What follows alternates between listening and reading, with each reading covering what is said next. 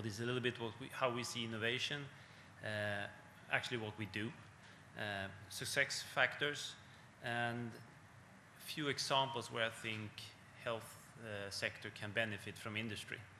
It's going to be short. I can talk days about this, so you'll have to hunt me down the next 24 hours or 16 maybe. Anyway, let's see if I can get this. Yeah. Our mission, Innovation Pioneers, it's a network. It's to, as you can read here, aggregate, produce, develop things within innovation. We work with methods, processes, tools, experiences, all to build innovation. And the charter we took on in 2008 was to help Sweden, first of all, with be better on innovation. We are quite highly rated in service and stuff in the culture, but we are not so good at actually making things commercial. We're quite good at inventing stuff, which is different from innovation, but it's a part of it, of course.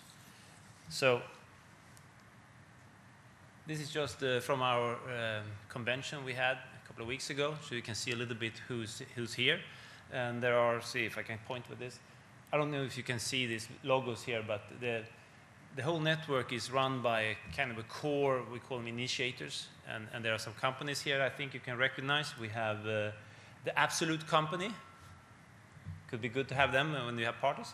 Alfa Laval, AstraZeneca, we have E.ON, energy company, we have actually a company in your sector, which is the Swedish Institute of Assistive Technologies. And then, of course, IKEA is there, and Tetra Pak, and some other. So there is some pretty good knowledge in there. And we are, those, I think if you count, there's 17 companies, but we are somewhere around 100 companies that are involved, and about 600 people. And we are all practitioners, which means that we, in some way, work with innovation. We don't talk about it, we do it in a some sense. So what is innovation for us? And this is important, and also in your discussions. And you need to be, just as you had some descriptions before about definitions there, you need to agree on what this innovation is. A lot of people think innovation is the same as an invention, but that's not how we see it. We see that it's people, first of all, and it's creating and implementing, could say, new ideas that create value. So it can be a product, but it can also be a process, and it can be whatever things. So it's more of a way of thinking and working. And this is just a picture down here on showing actually a picture that we made in 2008. So it's more like an artifact, but showing all the different aspects of innovation. It's not just processes and stuff that you can buy from consultants and stuff, but there's a lot of things. It's culture, it's all kind of stuff. And we can speak a lot about that.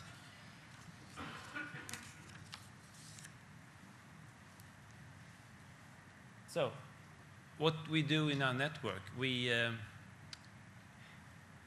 of course discuss, but we spend most of our time in workshops, actually doing stuff together, so that we can really exchange not just the best practice, but also the not so good practices, and the really bad ones, because it's actually our experience that a good practice in one company is not necessarily a good practice in another company, and a bad one in one company can actually be a good one in another company. It depends on the culture and how you work, all that kind of stuff. And this is important in a network, that you build that kind of trust that you can actually talk about the things that are not going so good also. Because it's easy to go to a big conference somewhere and hear every success story. That's not hard. But to hear people talk about what didn't work, the learnings, that's harder. So it's more, it's practitioners, it's networking, and also here I try to lump together some of the success factors, and then I reiterate that we are practitioners. We are not talking just about it, we're doing this stuff. Not so much speeches, just like I'm doing here, so not so much about this. You need to be diverse. there is no silver bullet process, even if you can find a lot of companies out there that will tell you that they have the solution that fix everything. My experience, which is quite a lot of years in this now, there is no silver bullet. Not something that fits in any aspects, at least.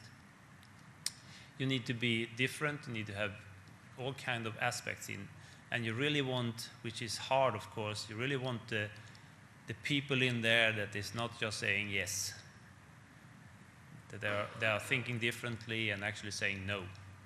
It's hard to do that as a leadership thing, but it's beneficial for innovation.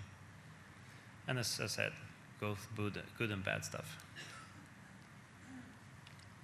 So what about things that we can help with from the industry? Because I didn't say that, but most of my time I spend in Alfa Laval, which is a mechanical industry company. We make heat exchangers, high-speed separators, and all kind of stuff that treats chemicals, oil, olive oil, beer, wine, whatever. So that's my home, and that's why I can talk a little about it. I think that, and also by talking to these guys from this Institute for Assistive Technology, they have pinpointed that working with, for instance, I'll try to put the picture of it here. I'm going to talk about the customer journey. Where does in this case, probably patient is one of your customers. Whether they meet your system, and what can you do in all these points? That's a very good tool to work with. The other tool is, I don't know how many have seen this before, but this is very used now in industry, a business model canvas. You need to work with how the business model looks. You need to look at all those aspects. And there's even more advanced ones than this, but it's a really good way of challenging what you want to do, because it's one thing to have a good product. It's another thing to actually deliver value with it. And while listening to Alison here, I also understood that, which I would like to put on here, but value-based pricing is something that the industry is working a lot with, figuring out. I mean, in the old days, in my experience also, I've been in Alfa Laval in many countries, but I've been there for 22 years. And when we started, everything was what we call cost plus. You make a product, you estimate how much money you need to make on it, and then you sell it. We don't do that anymore. We estimate what the market is willing to pay, and that's what they can pay. And then we see what the market is. And then sometimes it can be huge, sometimes it's tiny. And it's our job to see to that it's enough. So that's something I think you need to think about also. Can you really look at the values first of all, and then come in with in maybe your way is more costing, but it's pricing in reverse. There's another way we also work with that I thought about when you're talking a lot about technologies. Technologies are very important, but there's a saying in industry, it's been along for a couple of years now, we call it the job to be done. I mean, technology, yes, but there might be very different technologies to do the same thing. So you have to really focus on what is it that your customer or customers are actually paying for. And they might have very different alternatives to that. And it might be very high technology or low technology. But that's what you need to start. It's so many, if you take from industry point of view, there's so many companies out there that have died with what they think is the best product ever.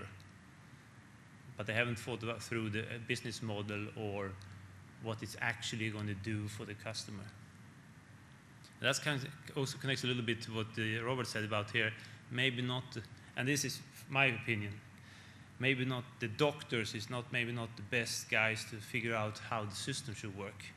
It's in the same case as we don't bring in our experts. For instance, if we're going to develop an alternative to the heat exchanger, I don't bring in the experts on heat exchange from our company, because they are experts on heat exchange and they know exactly what we do today. For them to think totally different is really, really hard. So you need to have someone that's not an expert. Then you bring in the experts to finish off and solve the technology in the end. So you need to kind of twist that around a little bit.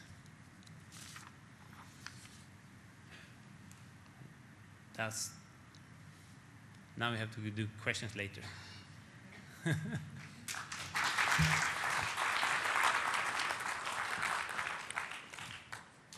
Thank you, Klas. That was really helpful. I mean, I think it is about us getting a breath of fresh air and looking at these things from a different way. Most importantly was what you said at the beginning, which is not just talking about it, but do innovation. And actually, this is about people creating and implementing the values that we ought to see there. So that's really helpful.